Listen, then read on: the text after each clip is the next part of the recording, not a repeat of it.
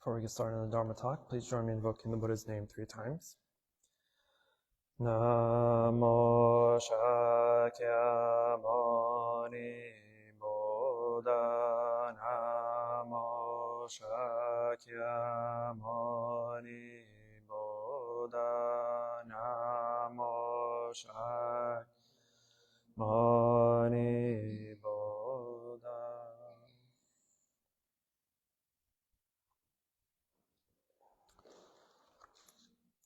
Good afternoon to our Venerable monastics and Sangha.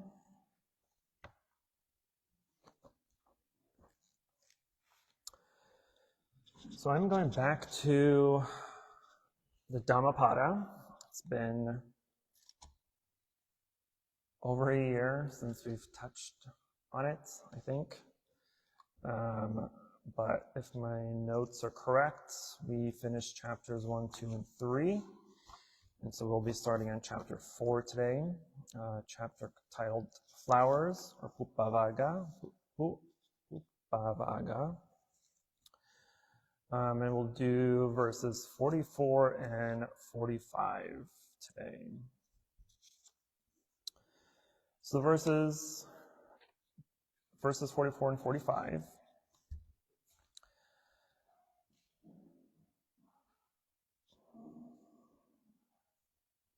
is, who shall comprehend this earth and this realm of Yama and this world together with the Devas? Who will investigate the well-taught path of virtue, even as an expert garland maker will pick flowers? The disciple will comprehend this earth and this realm of Yama together with the realm of the Devas.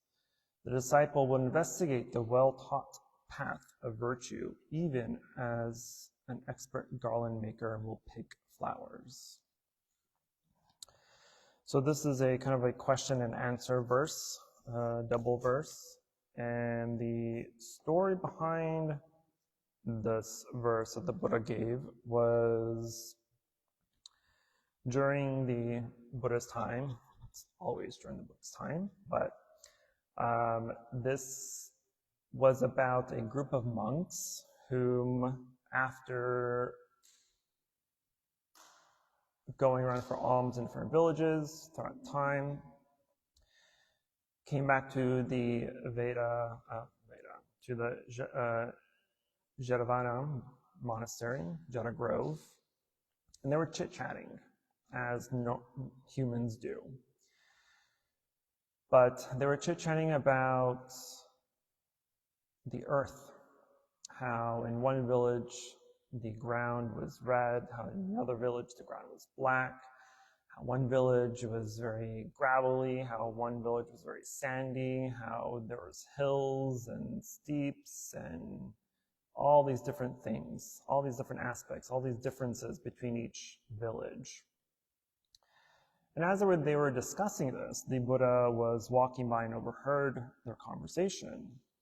And when the Buddha heard these conversations that the monks were talking about, he told the monks, "Bhikshus, the earth that you are talking about is external to the body. It is better indeed to examine your own body and strive to understand what this body is."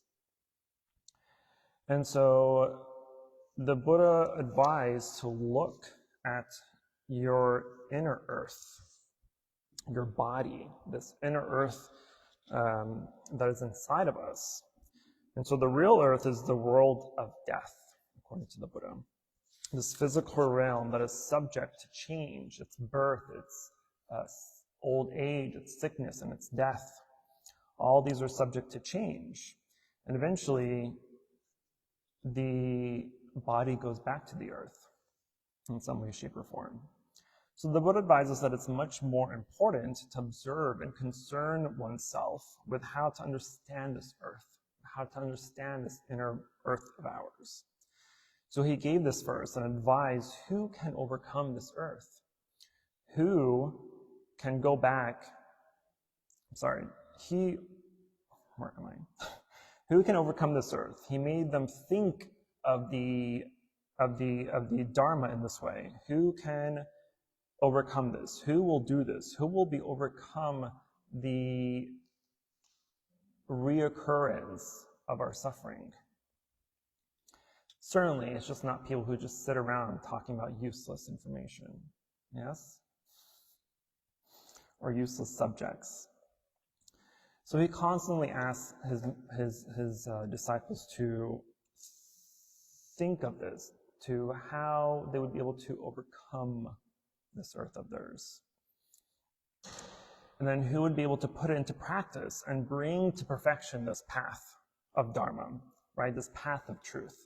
Because the path to realize the truth, just as this garland maker is a perfectionist of making garlands, or florist is a perfectionist of making bouquets of flowers, we too need to perfect our own practice. And so this asks the question of how we can address the problems that we're faced with, the suffering of birth, sickness, old age, and death. How do we address the issue and the subject of suffering, or being subject to suffering? And once we're able to put into practice this path, what do we need to do, or what can we do to perfect that practice and be able to free ourselves from suffering? So the Buddha makes a definite statement of what would require us to be able to do that. And this is the training of the mind.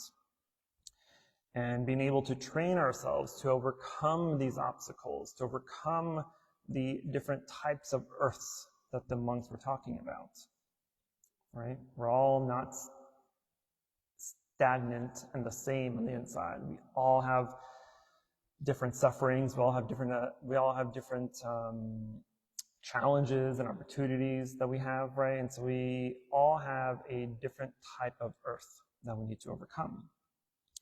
And so the person that trains their mind and trains themselves in morality, concentration, and wisdom, right? These are the three categories of the Eightfold Path. The Eightfold Path falls into these three categories of morality, concentration, and wisdom. And this is the person that would be able to put into practice the Buddhist teachings and bring them to perfection. So a normal person may think that, or may say that aging, sickness, and death are just part of life, that that's just the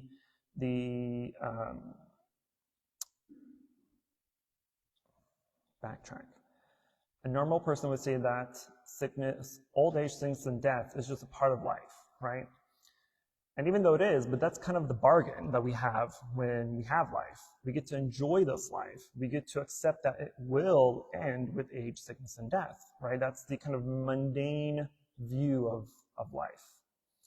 But as practitioners on the path to realize the truth, we need to discover the ultimate truth of this body, of this earth of ours. So we tend to look at life as one shot.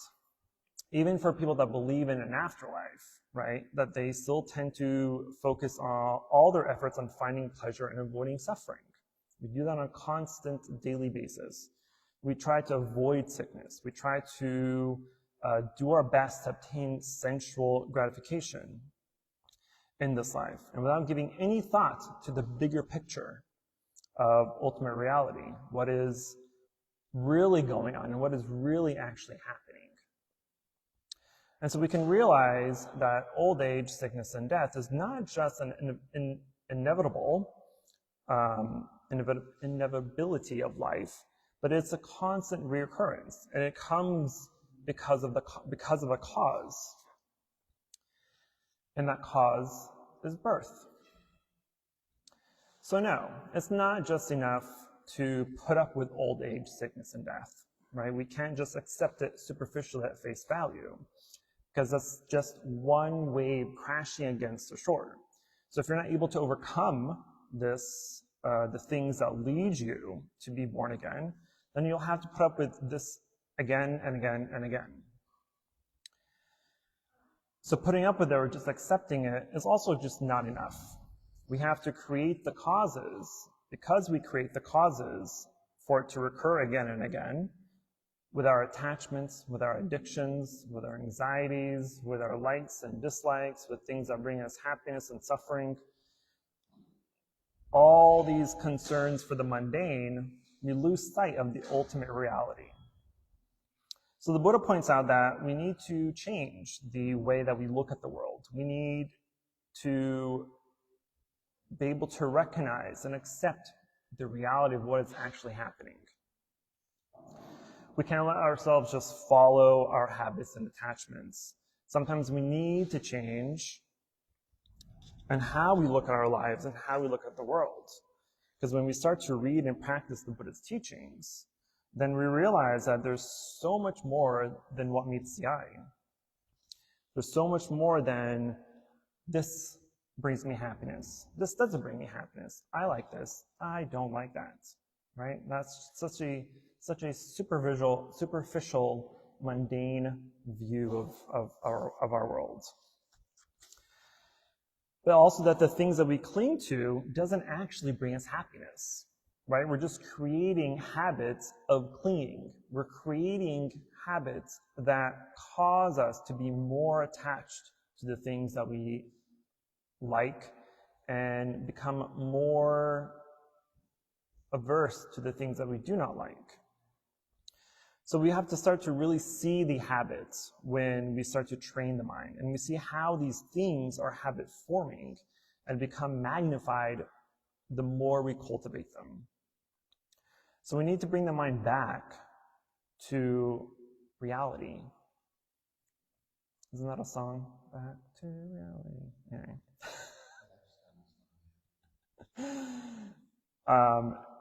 And the way we bring back our mind to reality is by the practice of morality, right? This is going back to the three categories: morality, concentration, and wisdom. Because true morality is in the mind. Morality isn't anything outside of yourself. Morality is simply the fact of you making a decision on how, when, where to do things or not to do things.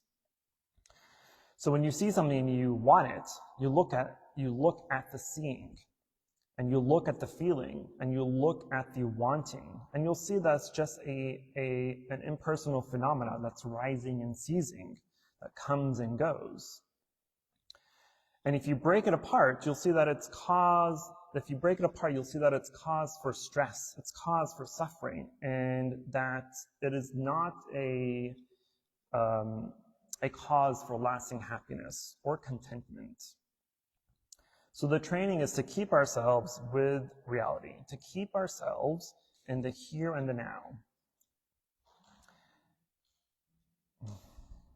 So once we train ourselves to be in the here and now, I don't even like that word, but I have to use it because it makes the most sense.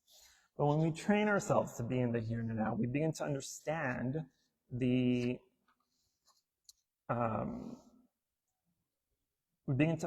reality, and we begin to see the attachments, or the distinction between our attachments of what is reality and what is illusion. And we start to see our own body as just a concept that experiences, see our body that's just a concept that experiences that arise and fall, that come and go. And that we have to develop that practice. And once we develop our practice, we start to perfect it. We start to perfect our practice and see reality with wisdom, right? The third of the categories. We begin to need less and less effort to focus ourselves, and less effort to bring ourselves or bring our minds back to the here and now. And as we develop our concentration, morality, and wisdom, we begin to understand the uselessness of chasing after illusions, chasing after the things that add to our habits of clinging and to our attachments, to our sensual desires and pleasures and whatnot. And so it's only after true practice of developing the mind and being able to dissect what is happening in the mind to see its core reasonings of why we like something or don't like something, why something brings us pleasure, why something brings us suffering. It's only when we start to pull those things apart and to dissect it and to truly analyze the mind that we can come to the conclusion that this is not reality, this is not the truth, this is not what brings me happiness, and these are the things that are causing me suffering. These are the things that are holding me back. These are the things that are not allowing my mind to progress in its training. And the only way to see that is to practice the Buddhist teachings via the Eightfold Path.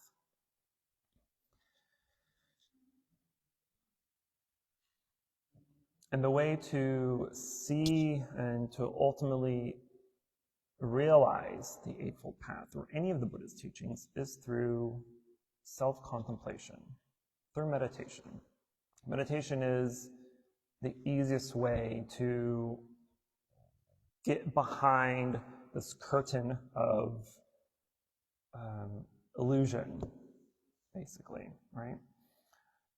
Think of your mind as a stage show. Right? There's a stage and there's a curtain and there's stuff happening behind the scenes.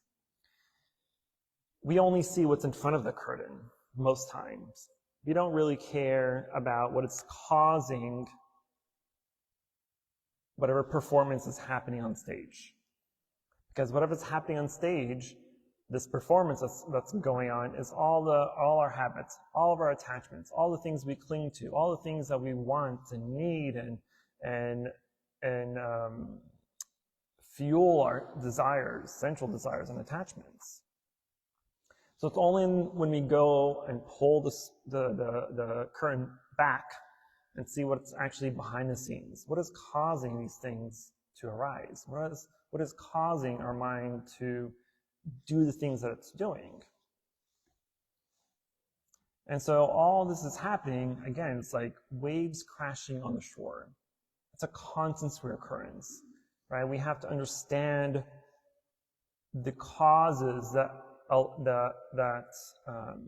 cause the cyclic existence of samsara. What is causing us to constantly be born? What is causing us to be to age, to be sick, to die? What are the reasons that's happening? The reason why it's happening is because we're allowing the causes for it to happen. We don't question ourselves enough when it comes to our desires and attachments. One of the best practices you can do on a daily basis is to question yourself. So next time you want something, ask yourself, why? Why do I want this? And it can be anything. It could be something, a material possession. It can be a new purse, a new bag, a new book, food even, right? Even the necessities of life like food and shelter, even though we need them to survive. But ask yourself, you still need to ask yourself why.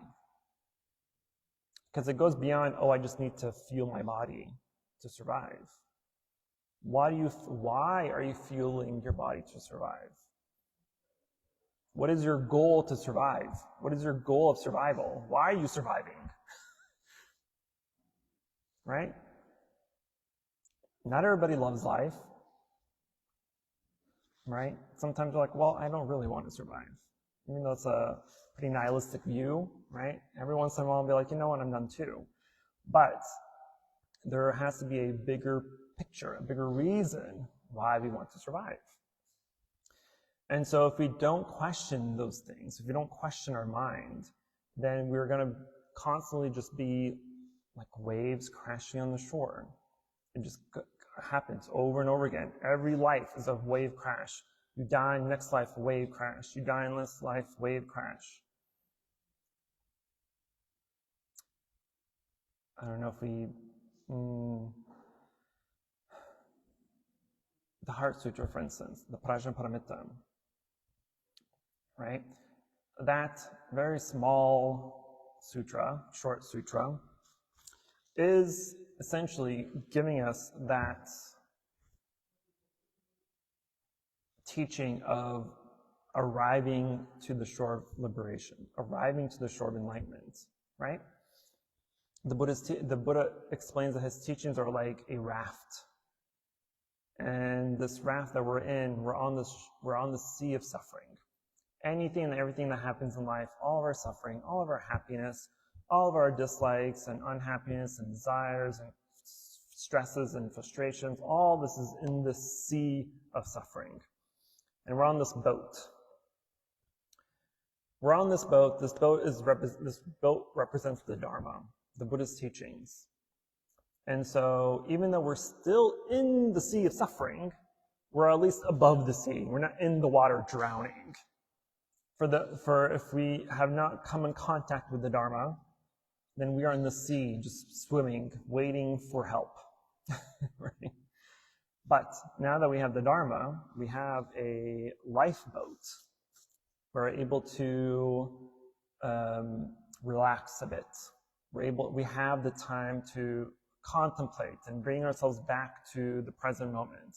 We don't have to struggle through the waves because we're swimming, or we're not struggling to not be attacked by sharks or whatever. Right? We have some sort of peace. But it's not real peace. This is temporary peace, because eventually we have to get off this boat. And so the Buddha it describes life, this life of samsara, as this ocean of suffering, and that the Dharma is this raft. And in order to realize the Dharma, we have to get off this raft. So we have to reach the shore of enlightenment and get off the raft, and not continue giving causes that just bring us back and back and back again.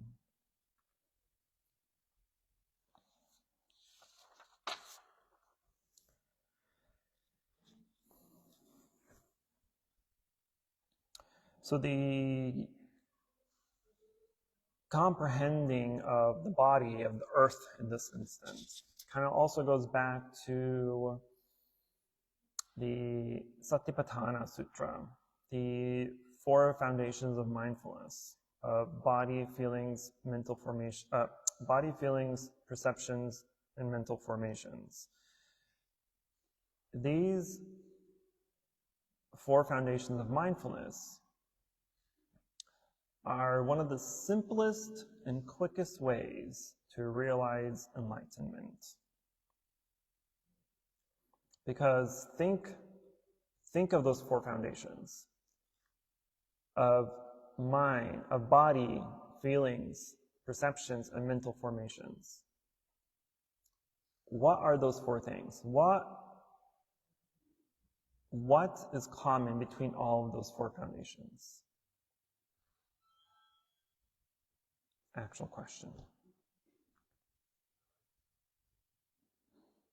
What ties those together?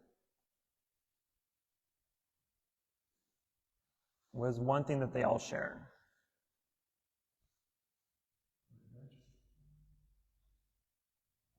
And think of it. Imagine yourself, look at yourself in the mirror. Imagine yourself looking in the mirror. Body, feeling, perception, mental formations. What are they all connected to? To you, yourself. That means enlightenment is within yourself, not of external factors, not of external circumstances. Enlightenment cannot be out there. Happiness cannot be out there. Suffering cannot be out there. It all comes back to you. So it's always emphasized that Buddhism is not a necessarily religion to ease your anxieties. It's a practice of the mind. It's a mind training path.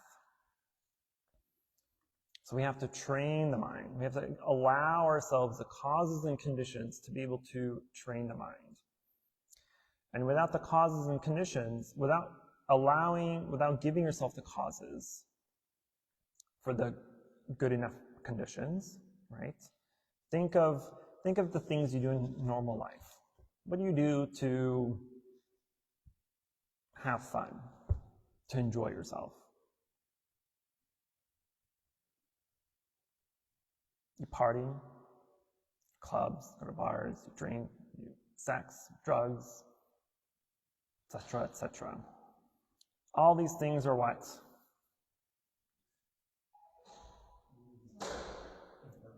Temporary, impermanent, right? Why do we cling to things that we like?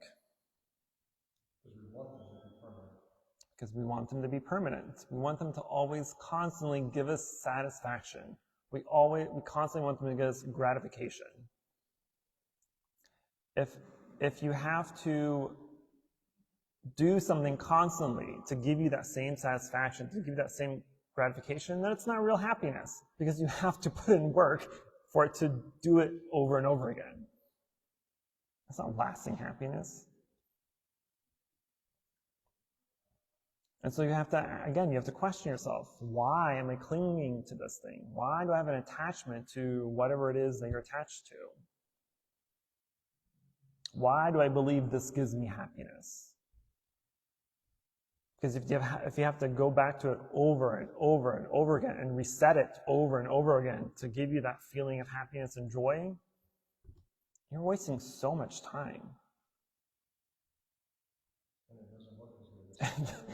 It doesn't work. You can do it 1,000,000 times and it's not going to get any better. It's not going to last any longer. Because it can't. It makes no sense. It's a useless object. And so when we sit for meditation, we start to observe our mind and observe this earth of ours, our inner earth. We start to see the causes of suffering. We start to see the causes of what causes us to go back to our items or objects of clinging and attachment. And once we start to pull away those illusions and truly touch reality and say, aha, this is causing me suffering. The thing that is causing you happiness is also the thing that's causing you suffering. Because think about it. Think of your favorite ice cream. Right? You have a gallon of ice cream. Maybe it takes you a few days to eat it all. Maybe it takes you a week. But then it's gone. Right? And you have a desire to want more.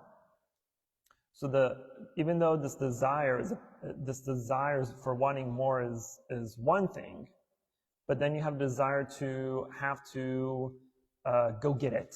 Then you have the desire to have to go shop for it and buy it. Then you have the desire to bring it back home. Then you have the desire to open it. Then you have a desire to get a spoon or a bowl or whatever. So you have all these constant desires. Like, that's so much work. Huh? Yeah, then you have the desire to lose weight and work out and burn off those calories that you just put on. There's so much work. Isn't that exhausting? We don't really think about it that way. But if you break down all the steps, you break down all the processes and procedures that make you want something, it's an endless list. That's a lot of things to do for a bowl of ice cream. It's stupid. It's useless. It makes no sense if you really think about it. So questioning yourself is something that is simple but mind-blowing when you have a realization.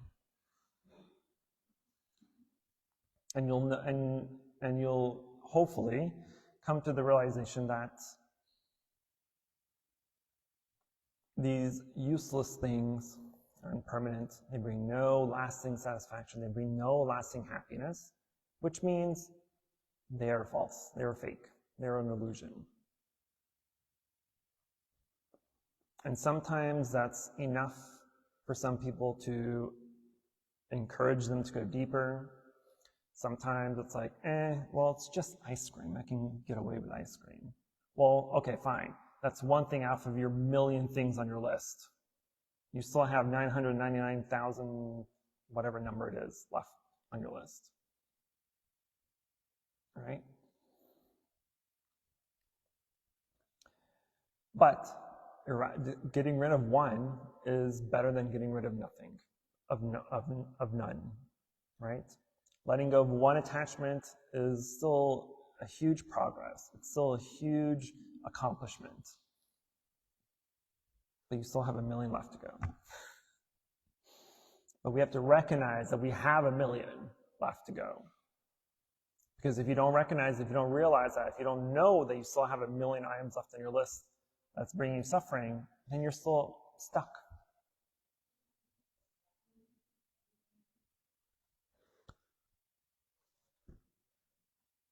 Okay, I'm going to stop talking now. There is so much beauty and wisdom in this recognition of impermanence. The realization of impermanence, not just at the superficial level, but at the actual aha moment, right? When you have your mind blown of the reality of impermanence, everything else that comes after that becomes so much easier. Because then you automatically start questioning yourself on everything else in life. All the things that you think, all the things that you say, all the things that you do. You have this constant questioning, which is good. Sometimes it's exhausting, but at the end of the day, it is the only way we will be able to escape our suffering, to realize our suffering, to recognize our suffering, and eventually eradicate that suffering. Yes? Seems as though when our mind is busy with desire, but our minds can really only do one thing at a time. So when we're calling desire, that also means that we're not putting any energy into meditation and trying to understand the mind. Right.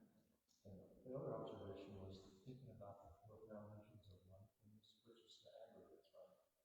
Helps us realize that we're not this ego-based person. Right. So anything that challenges your sense of ego is frightening, but it's also the only way of cracking it in. Correct. So our ego is unfortunately the masters of us. Our mind, we're not the master of our mind. We're not the master of anything yet. The mind controls us as of this point.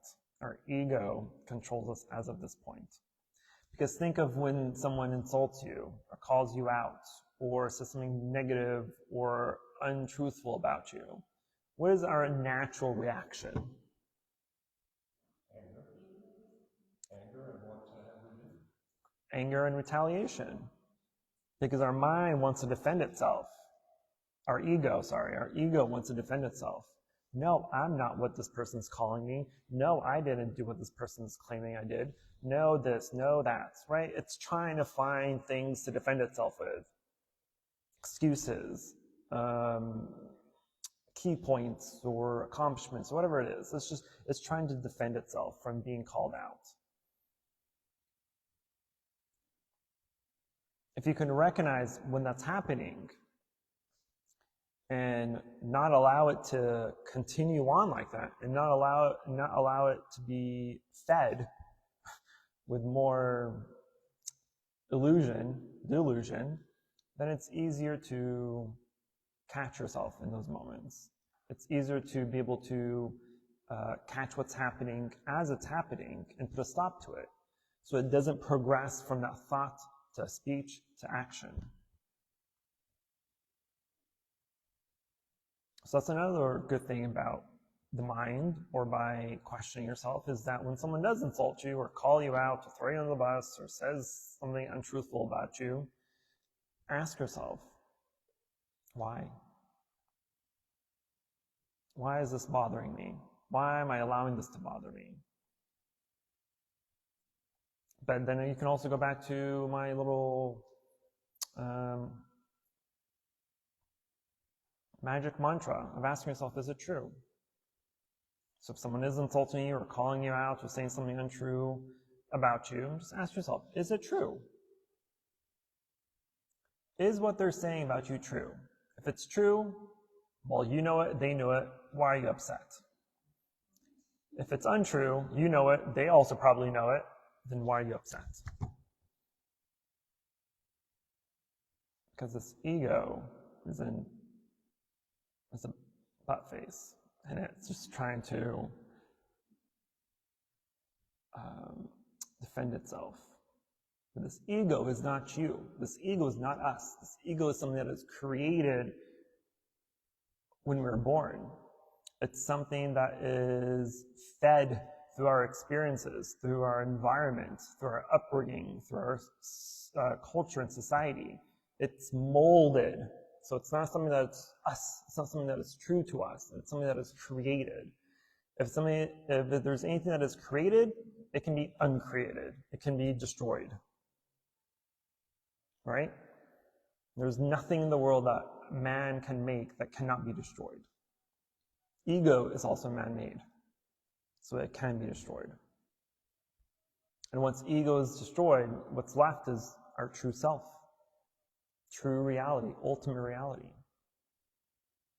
And that's where our freedom lies. Any other questions, concerns, emotional outbursts?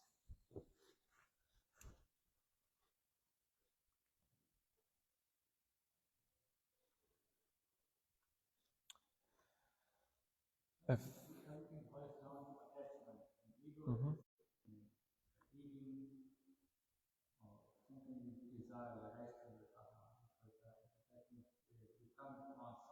Mm-hmm. It is.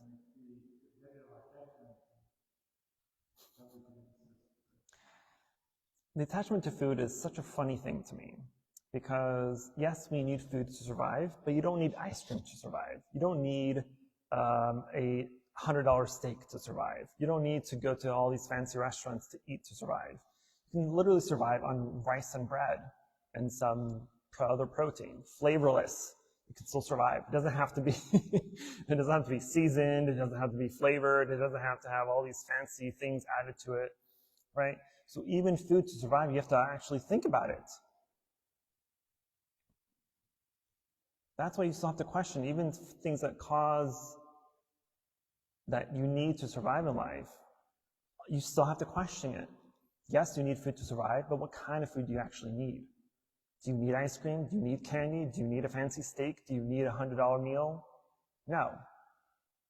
Even the need for shelter. You can survive in a tent. Yeah, you may be hot or cold every once in a while. That's survivable. You don't need a mansion. You don't need a castle. You don't need a 20-room house. All that is just feeding the ego. All that is just saying, oh, look at me. I have a big 20-room house. Look at me. I have 5 cars. Look at me. I have a boat. Look at me. I have a lake house. For what? Who are you? You're not that important to have all these fancy things. In the grand scheme of things, we're not that important. That's our ego trying to convince us that we are. It's trying to convince you that your attachments to these things are necessary, and they are not.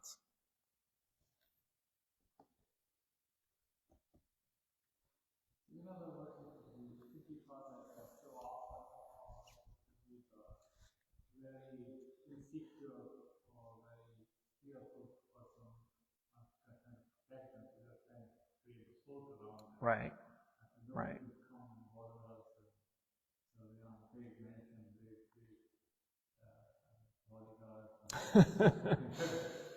Yes. That's still a desire, right? That's a desire to be away, to be being averse to people or company or whatever it may be. But yeah, it's true.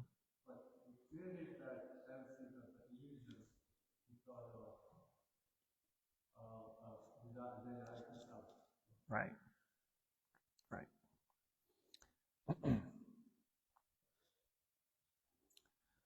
Any other last minute questions?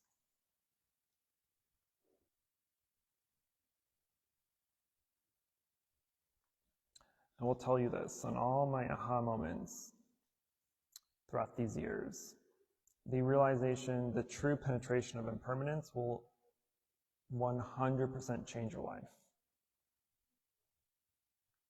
Because we now all very superficially understand impermanence. Yeah, we accept impermanence. We know impermanence exists, but that's not realizing impermanence. That's not penetrating impermanence.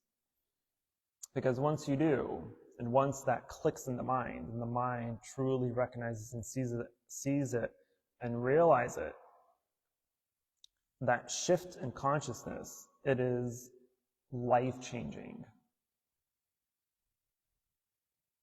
It is 100% life-changing. And you'll know. When it happens, you'll know.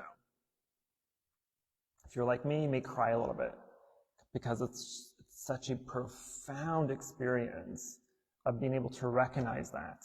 Something that is so simple, so intrinsic to life, for that to be realized on such a vast conscious scale it's life-changing.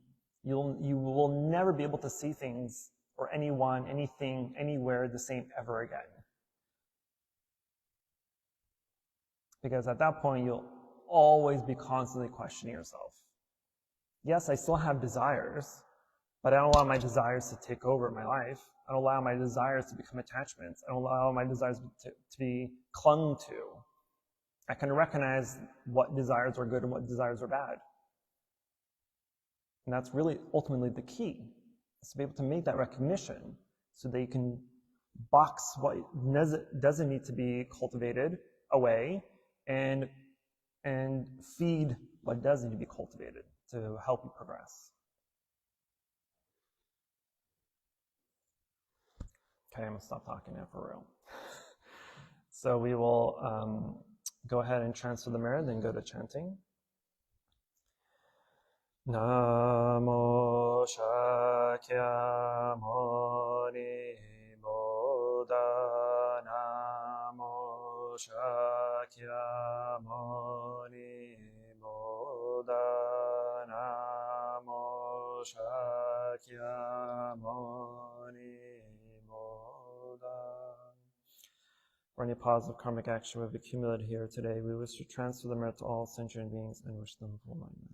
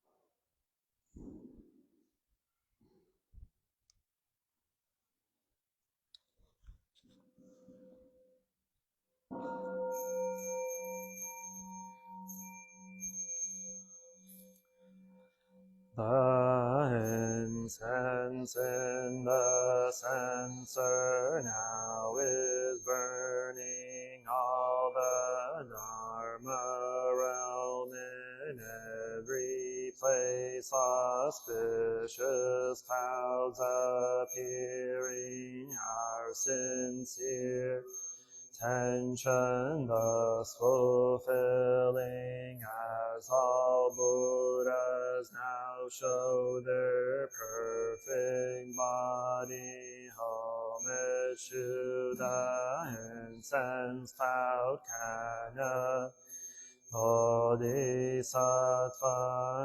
and great Bodhisattvas.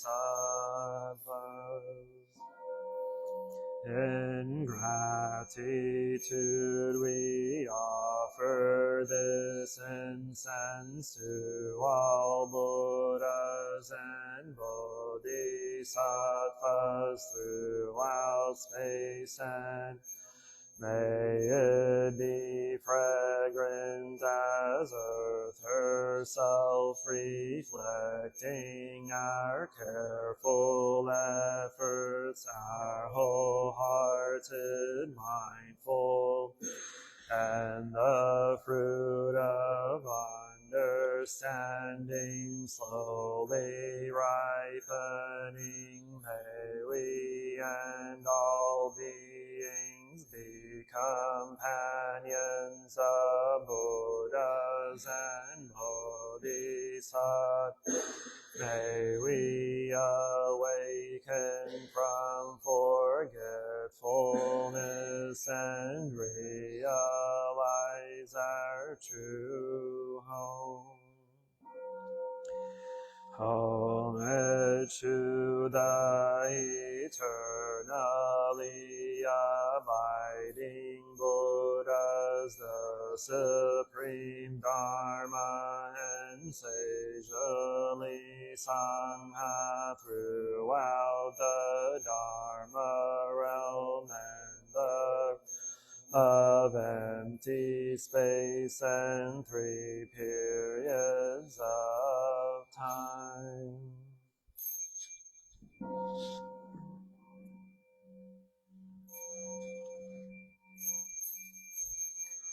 Homage to the fundamental teacher Shakyamuni Buddha Maitreya, honored future Buddha Manjushri, great wisdom Bodhisattva, universal great conduct Bodhisattva, all Dharma guarding Deva Bodhisattvas, and the glorious mountain assembly of Buddhas and Bodhisattvas.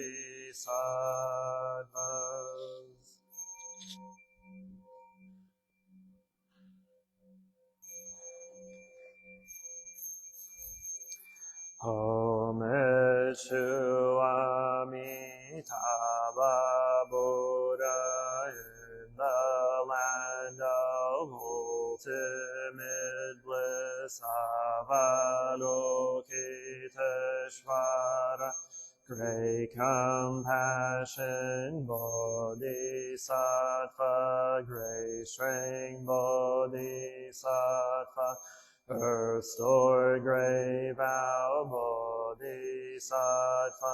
and the assembly of great pure sea-lying Bodhisattva.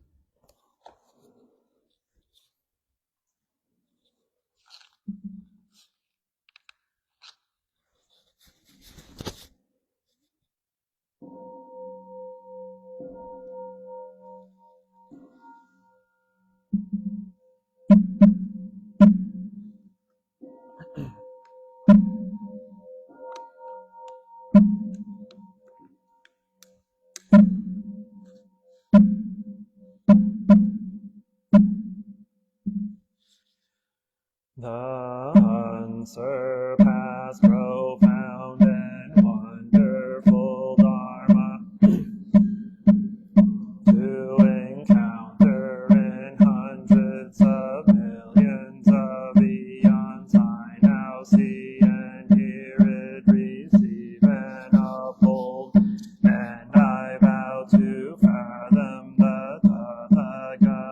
was true meaning. Namo Shakyamuni Buddha. Namo Shakyamuni Buddha. A pilgrim briefly and joyful to hear the Lotus Sutra, how hard to be born a human again, but I might hope to hear once more the Lotus Sutra. The Buddha moon is hid in the sun of Maitreya, not yet arisen in the long night's darkness. Ended. Only the Lotus Sutra sheds its light, the wonderful Dharma of the Lotus Sutra. Whoever copies it, reads it, lives it, they say will be called preacher of the old Dharma with his 6 rules, plans, and the Sutra is guarded by a heavenly host. He wanders the world without fear like a lion king. Namo Sadharma Pundarika Sutra. Namo Sadharma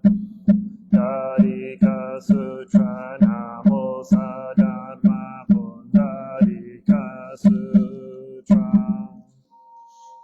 Let's go tab 4, page 68. Namo Lotus Assembly of Buddhas and Bodhisattvas. Namo Lotus Assembly of Buddhas and Bodhisattvas. Namo Lotus Assembly of Buddhas and Bodhisattvas. The Sutra of the Lotus of the Wonderful Law, Chapter 12, Devadatta. At the time the Buddha addressed the Bodhisattvas, the heavenly and human beings, and the 4 kinds of believers, saying, I recall those departed kalpas of the past, when in order to seek the great law, though I was the ruler of a worldly kingdom, I was not greedy to satisfy the 5 desires, but instead struck the bell, crying in 4 quarters, who possesses the great law? If he will explain and preach it for me, I will be his slave and servant. At the time there was a seer named Ashita, who came and announced to this great king, I have a subtle and wonderful, rarely known in this world. If you will undertake religious practice, I will expound it for you. When the king heard the seer's words, his heart was filled with rage. Immediately he accompanied the seer, providing him with whatever he needed, gathering firewood, fruit, and wild rice, presenting them appropriate times with respect and reverence. Because the wonderful law was in his thoughts, he never flagged in body or mind for the sake of living beings. Everywhere he diligently sought the great law, taking no heed for himself or for the gratification. Sires, therefore, the ruler of a great kingdom, through diligently to acquire this law and eventually attain Buddhahood, as I will now explain to you.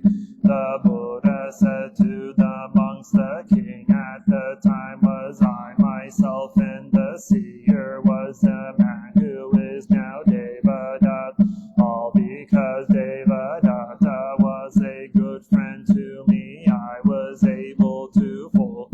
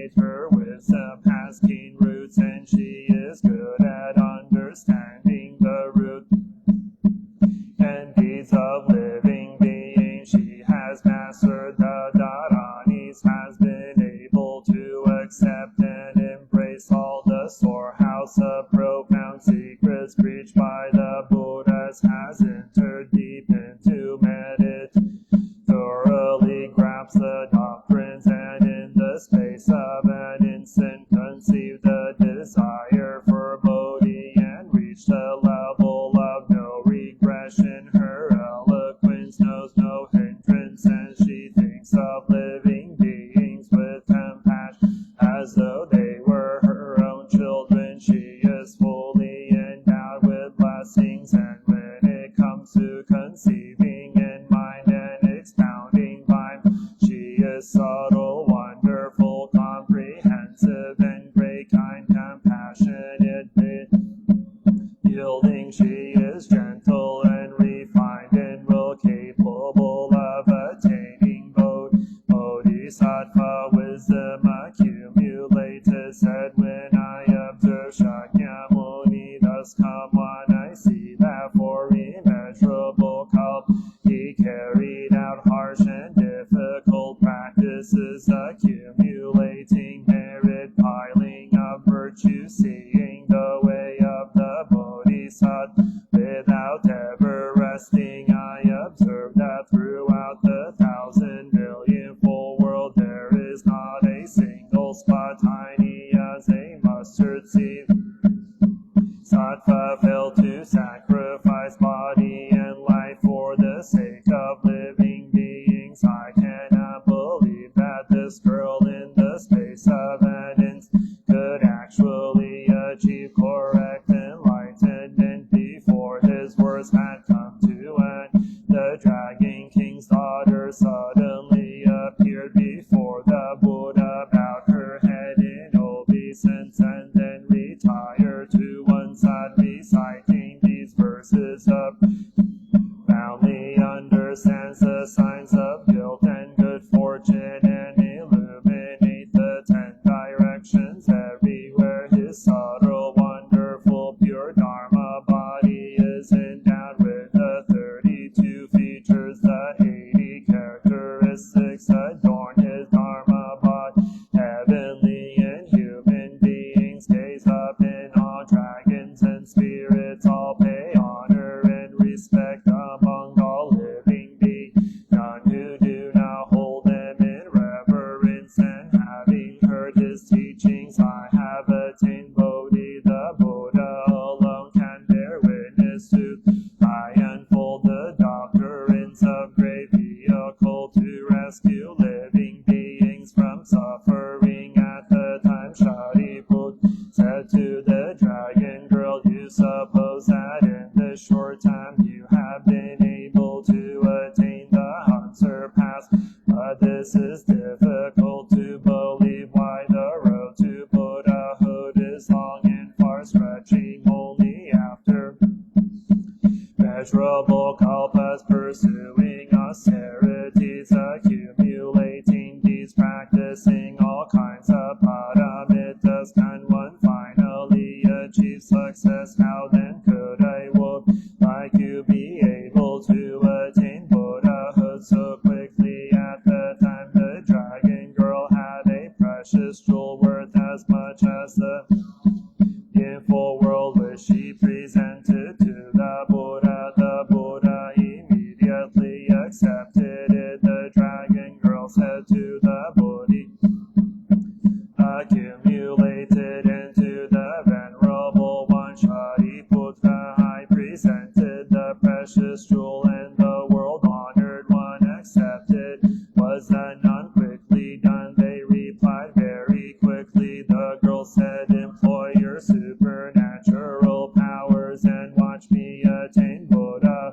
It will be even quicker than that. At the time the members of the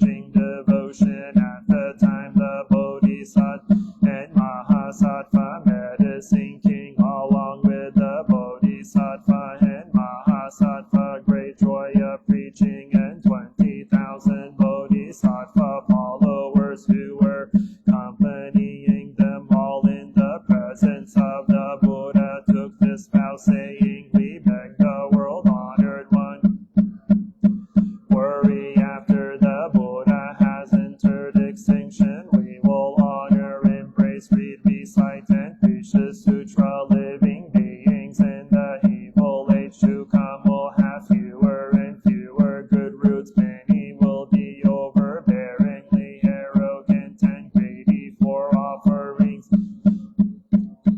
increasing the roots that are not good and moving farther away than ever from emancipation. But although it will be difficult to teach and convert them, we will summon up the power of great patience and will read and recite the suit, embrace, preach, and copy it, offering in many kinds of alms and never begrudging our bodies or lives." At the time in the assembly there were 500 arhats who received a prophecy of enlightenment. They said to the Buddha, "World-honored one, we too will make a vow in lands other than this one. We will broadly preach the suit."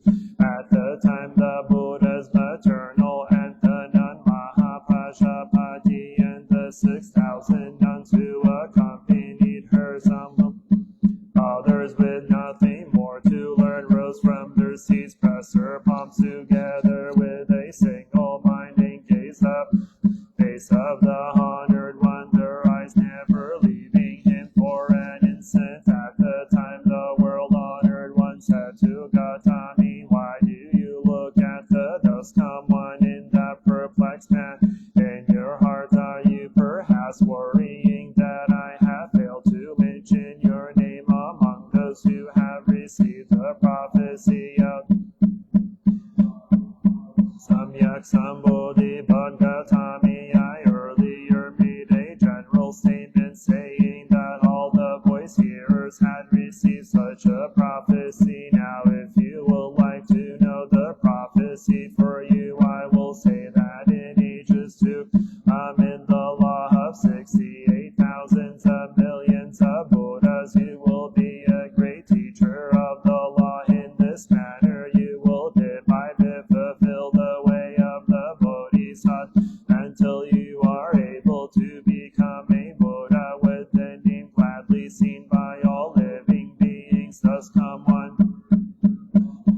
upright in universal knowledge, perfect clarity and conduct, well gone understanding the world, unexcelled, worthy trainer of people, teacher of heavenly and human beings, Buddha, world-honored one, Gautami, this gladly seen by all living beings. Buddha will confer a prophecy upon the 6,000 Bodhisattvas to be passed from one to another, that they will attain Anuttara Samyak Sambodhi. At the time the mother of Rahula, the nun Yashodhara, thought to her, "World-honored one, in his bestowal of prophecies has failed to mention my name alone." The Buddha said to Yashodhara, "In future ages, amid the law of hundreds, thousands, 10,000s, millions of Buddhas, practice the deeds of a Bodhisattva, will be a great teacher of the law, and will gradually fulfill the Buddha way. Then in a good land you will become a Buddha, named, endowed with 1,000, 10,000 glowing marks. Thus come one worthy of offerings,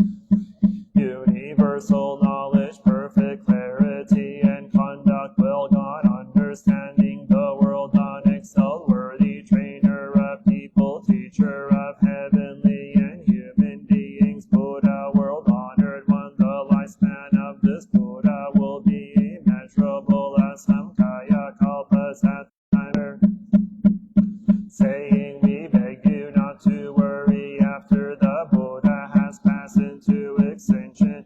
None age evil we will preach far and wide. There will be many ignorant people who will curse persons speak ill of us and will attack us with swords and staffs, but we will endure all these things. In that evil age there will be monks with perverse wisdom that are fawning and crooked, who will suppose they have attained what they have not attained, being proud and boastful in heart. Or there will be forest-dwelling monks wearing clothing of patch rags and living in retirements, who will claim practicing the true way, despising and looking down on all humankind, greedy, poor.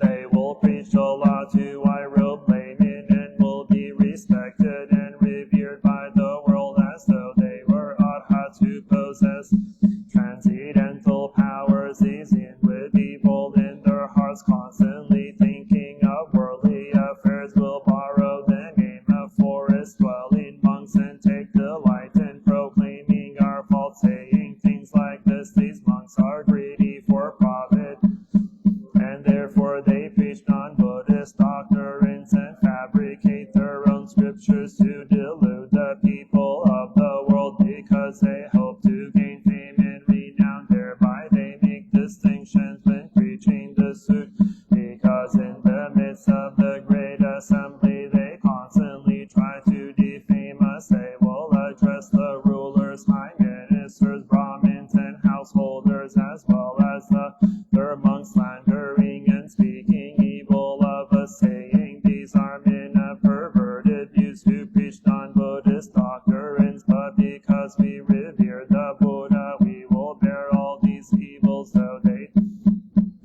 saying you are all no doubt Buddhas. All such words of arrogance and contempt we will endure and accept in a muddied kalpa. In an evil age there will be many things, so old demons will take possession of others, and through them curse, revile, and heap shame on us. But we reverently trusting in the Buddha will put on the armor of perseverance in order to preach the suit. We will bear these difficult things. We care nothing for our bodies or lives, but are anxious only for the unsurpassed way. In ages to come we will protect and uphold what the Buddha has entrusted.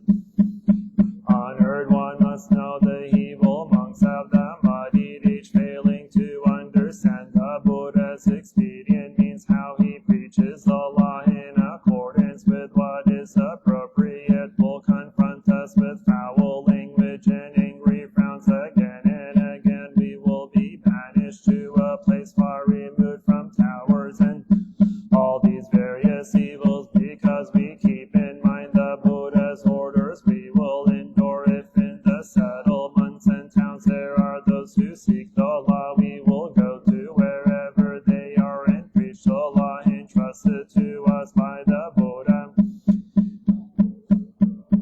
Facing the assembly without fear we will preach the law with skill, for we desire the Buddha to rest in tranquility in the presence of the world honored one and of the Buddhas who will from the 10 directions we proclaim this vow. The Buddha must know what is in our hearts. Chapter 14, Peaceful Practices at the time. Manjushri, Dharma, Prince, Bodhisattva, and Mahasat said to the Buddha, world honored one, these Bodhisattvas undertake something that is very difficult, because they revere and obey the Buddha. They have taken a grave vow that evil age hereafter they will guard, uphold, read, recite, and preach this Lotus Sutra. World honored one, in the evil age hereafter, how should these Bodhisattvas and Mahasattvas go about preaching the suit?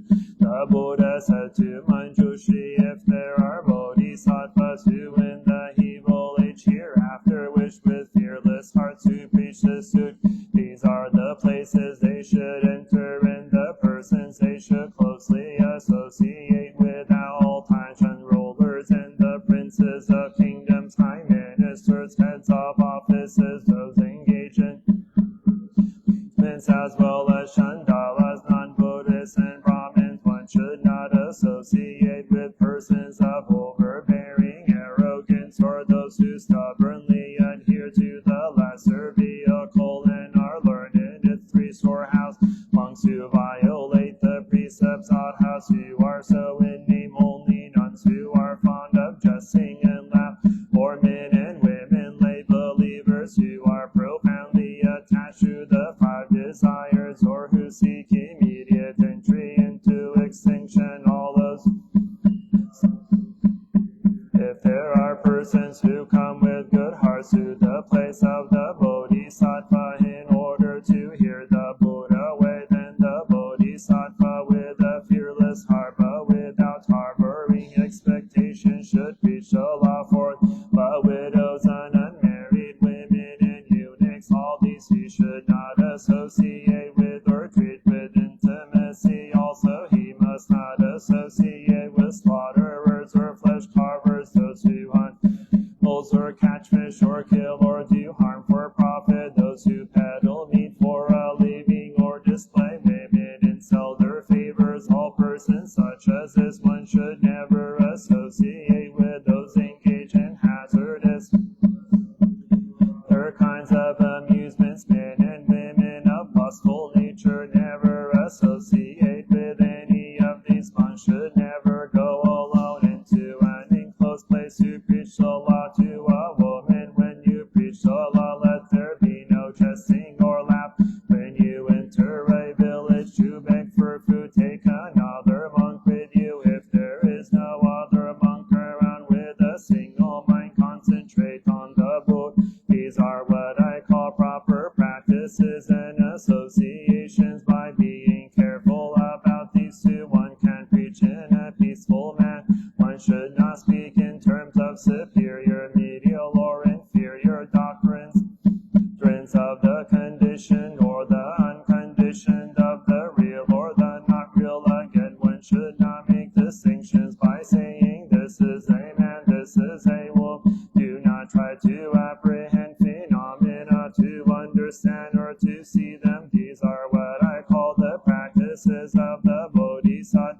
All phenomena are empty without being, without any constant abiding, without arising or extinction. This I call the position the wise person associates himself with. From upside downness come distinctions that phenomena exist, do not exist, are real, are not real, are not born. Place yourself surroundings, learn to still your mind, remain tranquil, unmoving like Mount Sumeru. Look upon all phenomena as having no existence, like empty space, as without firmness or hardness, not born, not emerging, not moving, not regressing, constantly abiding in a single form. This I call the place to draw near to. If after I have entered there are monks who take up these practices and these associations, and when they preach the sutra, they will be free of failing and timidity.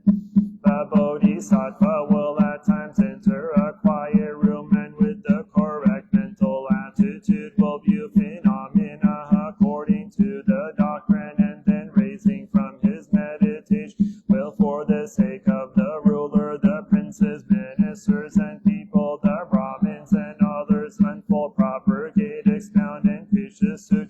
Then his mind will be tranquil, free of quailing and timidity. Manjushri, these I call the first set of rules for the Bodhisattva to abide by. Him in later ages to preach the Lotus Sutra. Furthermore, Manjushri, after the thus come one has passed into extinction in the latter day of the law, the Bodhisattva should at all times delight in preaching the law.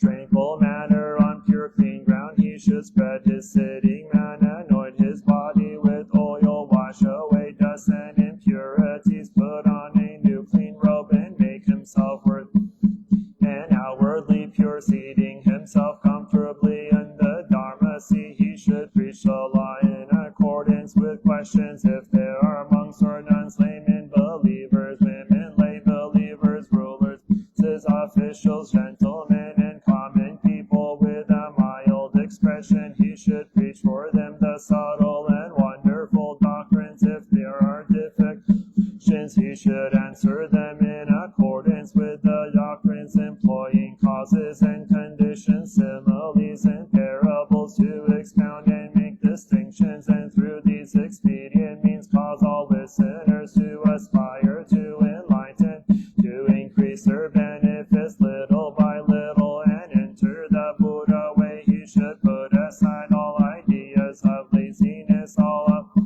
negligence or ease, remove himself from cares and worries, and with a compassion in mind preach the law day and night. Constantly he should expound the of the unsurpassed way, employing causes and conditions, immeasurable similes and parables to instruct living beings and cause them all to be joyful. Clothing and bedding, food, drink, medicine, with regard to such he should have no expectations, but with a single mind concentrate upon the reasons for preaching the law, desiring to complete the Buddha way, and to cause those in the assembly to do likewise. That will bring great offering of peace after I have passed into extinction. If there are monks who are able to expound the Lotus Sutra of the wonderful law, their minds will be free of jealous anger, of all worry and hindrance. No one will trouble them, cause or revile them. They will know no fear, no attacks by swords or staff, nor will they ever be banished, because they abide in patience. Wise persons will be good at cultivate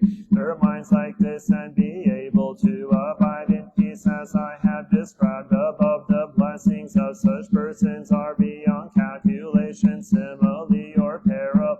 Thousands and thousands, millions of kalpas would not suffice to describe them. Also Manjush, if a bodhisattva or mahasattva in the latter age hereafter, when the law is about to perish, if you wish to preach the sutra, you must set aside jealousy, hatred, arrogance of mind, fawning, deceitful, false, and constantly practice honest and upright conduct. Do not look with contempt on others or hold frivolous debates on the doctrine. Do not cause others to have doubts or regrets by saying you will never become a Buddha.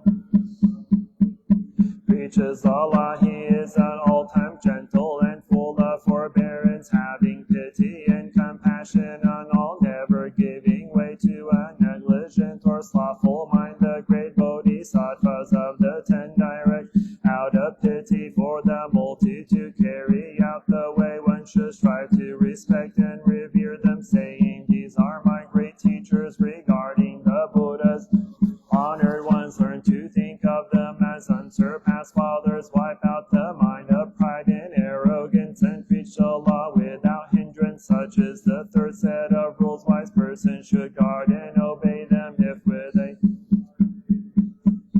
practices they will be respected by immeasurable multitudes. At the time the world honored, constantly practice perseverance, have pity on all beings, and do your best to expound and preach the sutra praised by the Buddha in the latter age hereafter. Those who embrace the sutra should, with regard to persons in the household, persons who have left it, or persons who are not bodhisattvas, cultivate pity and compassion. If they do not listen to and do not believe the sutra, they will be committing a great error. If I gain the Buddha way, I will employ expedient means and preach this law for them, causing them to abide in it. Suppose there is a powerful will-turning king, his soldiers have won merit in battle, and he rewards them various articles, elephants, horses, carriages, adornments for their person, fields and houses, settlements and towns, or gives them clothing, kinds of precious objects, men and women, servants, wealth and goods, delightfully sowing all these. But if there is a person brave and stalwart who can carry out difficulties, the king will remove the bright jewel from his top knot and present it to the man. The thus come is like this: he acts as the king of great power of perseverance and the precious storehouse of wisdom, and with his great pity and compassion he converts the age in accordance with the law. He sees all persons as they undergo suffering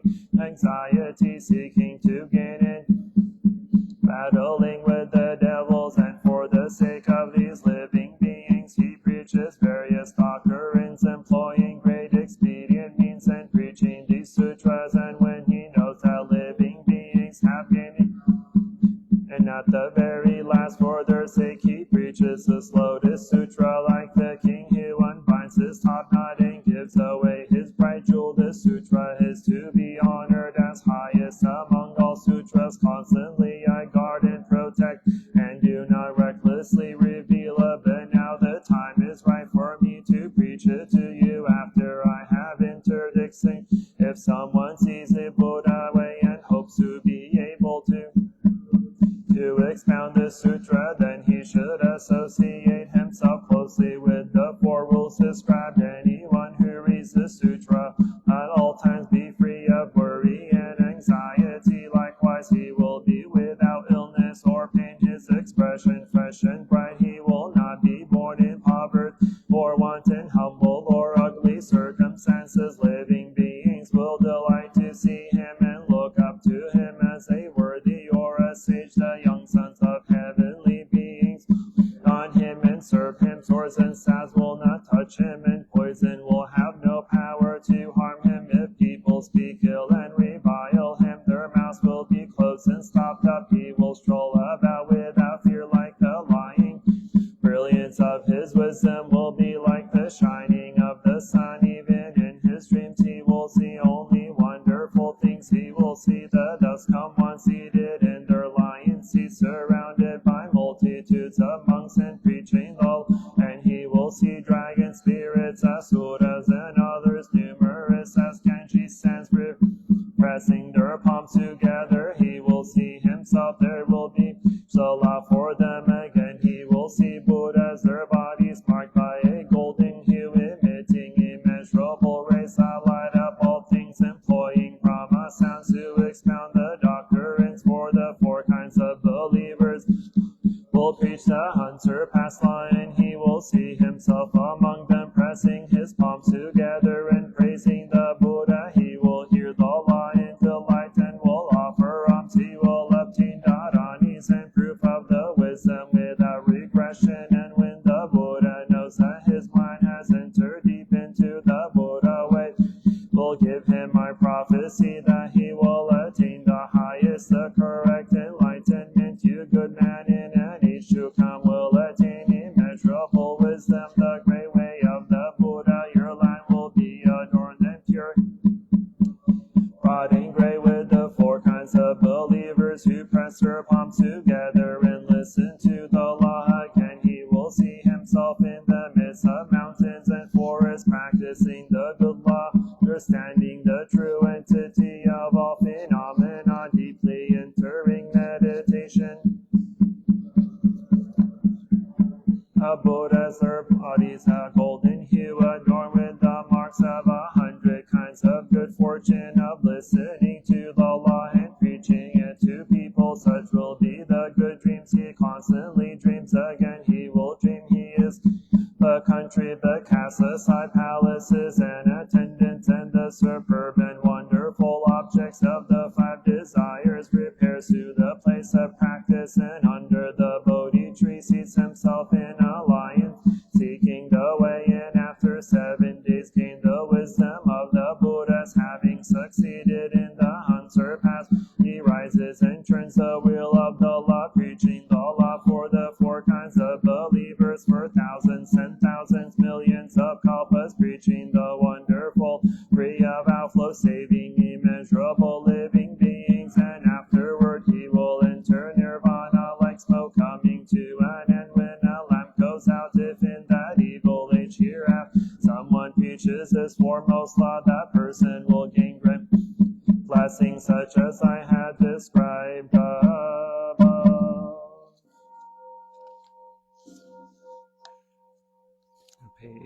Page 171, tab 9. Sorry?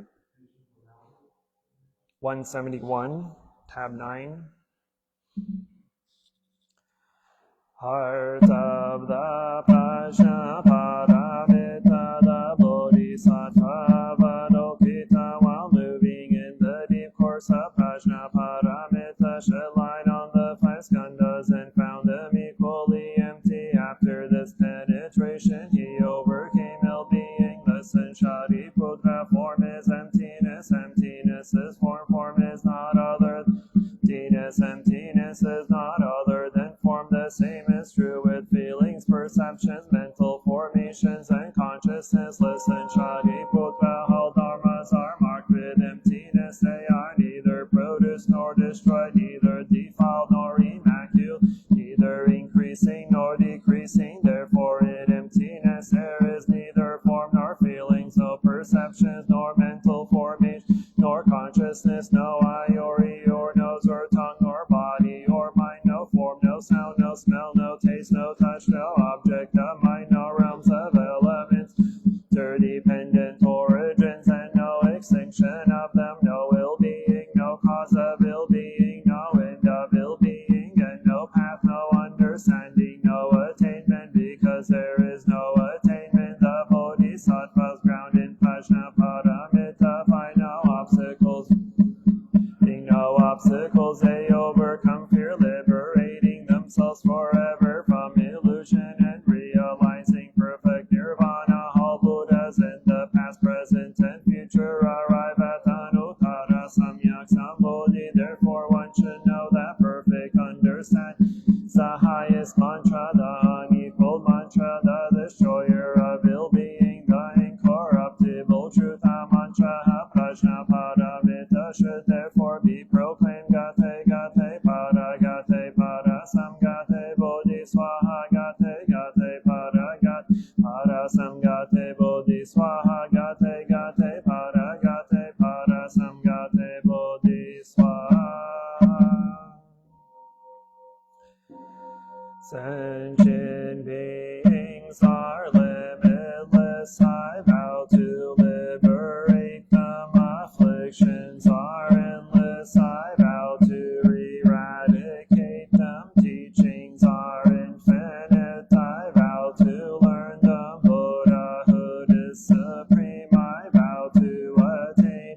I vow that from now until the end of my life and in all future lives, until I attain Anuttara Samyak Sambodhi, that I will help sentient beings in all realms of existence in their suffering. Namo Tassa Dhamma, worthy of offerings of personal knowledge, perfect in understanding and conduct, skillful in leaving the world through liberation, perfect and complete understanding of all worldly dharma, unsurpassed night taming hero, teacher of gods and people, Buddha, the world honored one. Namo Shakyamuni Buddha, Namo Shakyamuni Buddha, Namo Shakyamuni Buddha, Namo Avalokiteshvara Bodhisattva, Namo Avalokiteshvara Bodhisattva, Namo Avalokiteshvara Bodhisattva,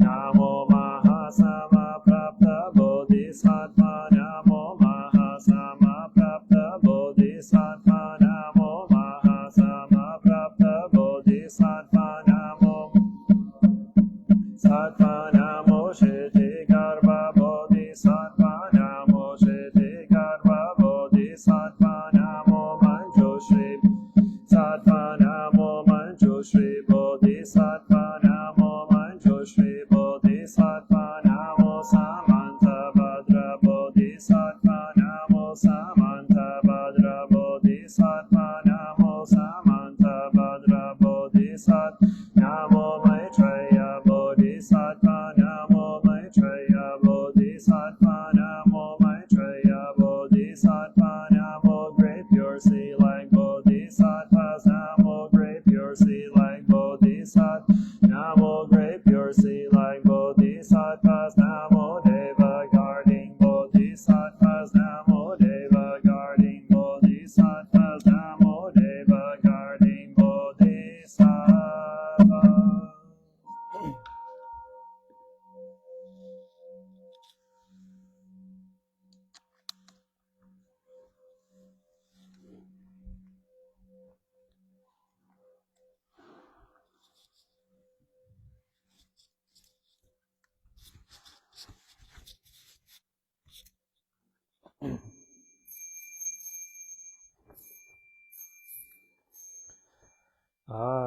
take refuge in the Buddha, the one who shows me the way. I take refuge in the Dharma, the way of understanding and of love. I take refuge in the Sangha, He that lives in harmony, awareness.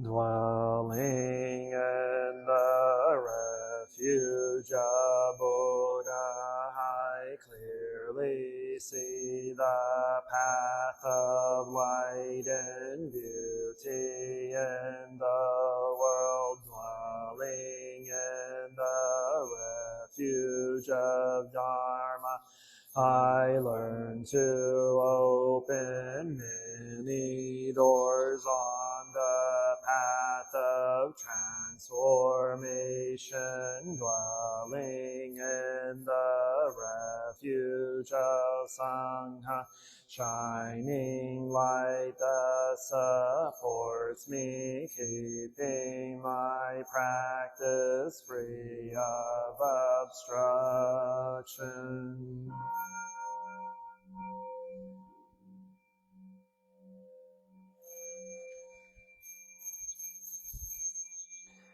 Taking refuge in the Buddha, in myself I aspire to help all people recognize their own awakened nature, realizing the mind of love, taking the Dharma in myself. I aspire to help all people fully master the ways of practice and walk together on the path of liberation, taking refuge in the Sangha. In myself I aspire to help all people for full communities, to embrace all beings and support their transformation.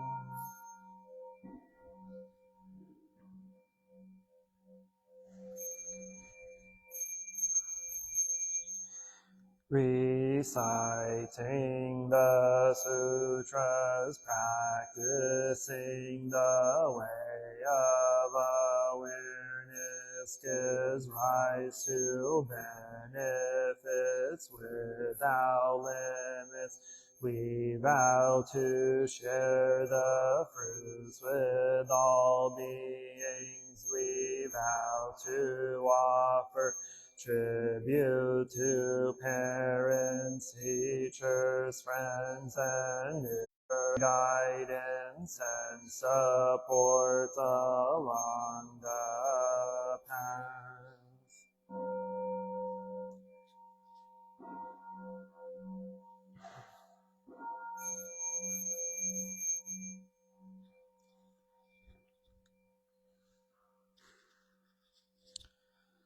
Namo Shakyamuni Buddha. Friendly reminder to all that next Wednesday, New Year's Day 1st, at 6:30 p.m., we will have our New Year blessing ceremony to welcome in and bless the New Year. So I invite everyone to please attend with us. That'll be next Wednesday, 6:30 p.m. Thank you. Namo Shakyamuni Buddha.